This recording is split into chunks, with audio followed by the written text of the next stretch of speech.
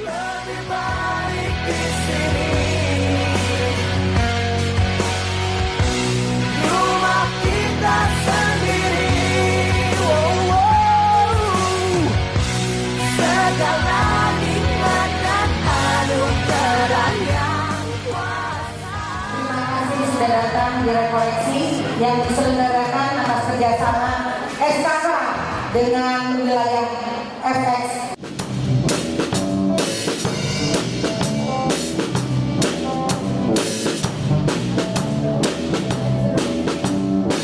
Pada hari ini saya titip pada Bapak Erwin yang baik yang sudah bersedia datang jauh-jauh dari katedral untuk nggak macet pada hari ini, dan semoga pertemuan dan perjumpaan ini memberikan kegembiraan dan sukacita. Tugasnya Romo Erwin agak sedikit susah karena membawa bukan hanya kalangan orang tua tetapi anak-anak. Sekarang kita akan masuk ke sesi pertama, yaitu komunikasi orang tua, anak, dan juga kebebasan.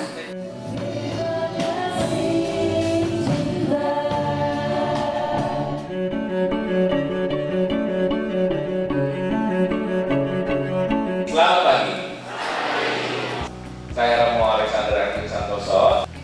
Saya berasal dari Paroki Keluarga Kudus Rawamangun, Jakarta. Kami kongregasi para misionaris keluarga kudus, sesuai namanya, maka mengkhususkan diri pada bidang keluarga. Memang setiap hari saya bekerja di Komisi Kerasulan Keluarga Keuskupan Agung Jakarta. Sentuhan, seolah-olah jadi sentuhan itu kayak budaya barat gitu kan. Betul enggak lah, kita juga kalau kurang sentuhan ya jadinya jablay. Iya kan? Jablay itu mungkin sekitar 10-15 tahun terakhir ini sekalimat itu, kata itu muncul. Jarang dibelai, jarang dipegang, itu muncul kok. Memang kenyataannya orang-orang secara psikologis memang mengalami situasi yang gak nyaman kok. Dengan orang tuanya memang hormat jadinya, tapi mau orang tuanya begini itu kan aneh. Hormat begini-begini itu kan aneh. Kenapa? Karena dia takut. Ini kalau masih bapak ibu, ya kan, anak-anak kita mulai dari bayi kan harus dipegang. Memang betul nggak sih?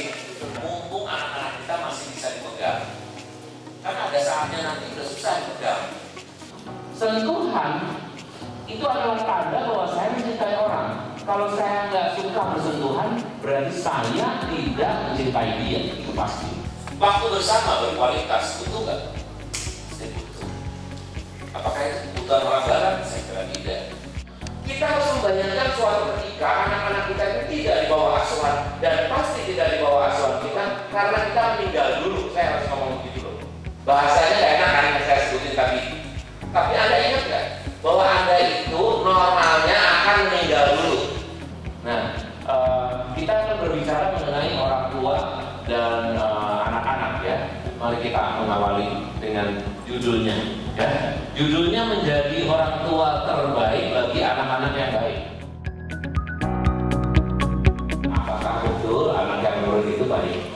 Ya, 9 dari 10 orang di Indonesia ini maksudnya ya, yang tidak bikin repot dan gak banyak cari masalah dengan orang tuanya, dialah anak yang baik. Banyak loh anak laki-laki yang benar-benar terikat dengan orang tuanya, gak berani mengambil keputusan dan menjengkelkan pasangannya perempuan. Laki-laki muda menceraikan istrinya karena dorongan dari mamanya. Dan banyak mama sebetulnya di Keuskupan Agung Jakarta ini yang telah berhasil menceraikan anaknya dari pasangannya, harusnya dihukum ekskomunikasi. Biasanya pendidikan itu bisa mengerem orang supaya tidak melanjutkan kebiasaan-kebiasaan yang jelek. Kalau kebetulan kita berpendidikan baik, kalau enggak kan akibatnya menurun terus. Dihargai, harusnya anak itu didorong ikut Discovery. Someday Discovery akan wajib hukumnya. Kenapa? Karena orang tidak bisa hanya dengan pendidikan kanonik dari Romo itu, kadang-kadang waktunya singkat dan tidak akurat. Karena Romonya nggak punya banyak waktu. Di Discovery itu 8-10 jam. Saya hanya bercerita dari apa yang saya amati dan apa yang saya dengarkan dan apa yang saya olah selama kasus-kasus dan selama pengamatan-pengamatan yang saya lakukan. Karena latar belakang saya memang bidang psikologi, majornya di counseling ya, jadi memang memang di bidang itu.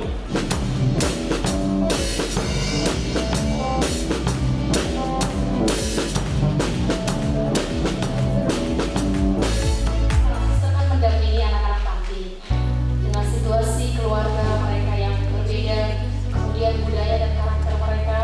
Kadang-kadang kami sebagai suster yang tidak mengandung mereka itu kesulitan untuk menghadapi mereka yang awalnya seperti yang kami alami saat ini kan kadang malas belajar begitu.